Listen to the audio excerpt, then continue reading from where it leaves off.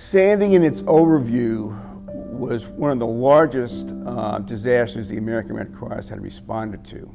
And one woman said, one of the workers said, I'm staying at the hotel tonight because my house is underwater. So was that. There was stories of, when we're talking water, we're talking 3 to 6 feet of water inundating communities. And by the time we got there, most of the water had gone, but you could still see the devastation. I don't know how many people were affected, but it was just complete devastation. I mean, when I was on Staten Island, we stayed on a military ship off the coast because there was nowhere we could stay on the island. It was so completely destroyed. Even though the storm had hit the coast, inland was affected power-wise. So there were no lights, no street lights, no traffic lights, wires down. So I even had a difficult time even getting to the headquarters and the hotel where we were going to start our operation. And that was the most frustrating part about this, was hearing them talk about losing their family member to the house that collapsed or to flooding. And I would ask them, why didn't they evacuate? Why didn't you evacuate? And they said, because of Irene last year. They made such a big deal out of it, and then it wasn't a big deal. So like I said before, no one is exempt from disasters, and it's not worth risking your life.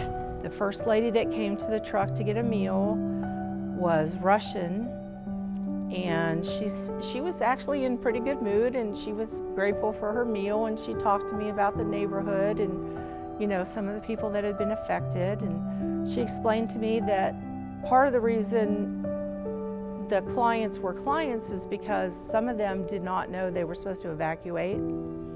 They either didn't have their television on. She said, I didn't have my television on all weekend. By the time I saw it, all I had time to do was get my important papers and my credit cards and leave. Another lady named Allison told me she lived in a basement apartment. They had some kind of a robocall to tell people to evacuate. The other side of the street got it and she didn't. And she lost everything in her basement apartment. She was in shock. She was very frail. We handed her her meal and she fell to the ground and sat there on the sidewalk and ate her meal. People say, why did you do this? And the question is, if I don't do it, who will? If we don't do it when they call, when will we go? It's not good enough to say, well, we'll go in 3 months when our schedule is clear. If there's a disaster, that just doesn't work. You have to be willing to put your life on hold for 2 weeks. We had every emergency response vehicle in our fleet in New York and New Jersey, which was 300 trucks. We had, in a span of the 5 weeks I was there, I think a total of 16,000 individuals, not all at the same time, but there were 16,000 volunteers. And I say volunteers is because even those people that were there as paid staff are volunteering to go. We're all volunteers in that sense. The hardest part for me was we were handing out these meals. Cliff and the other people were working very hard in the truck, making them as fast as they could.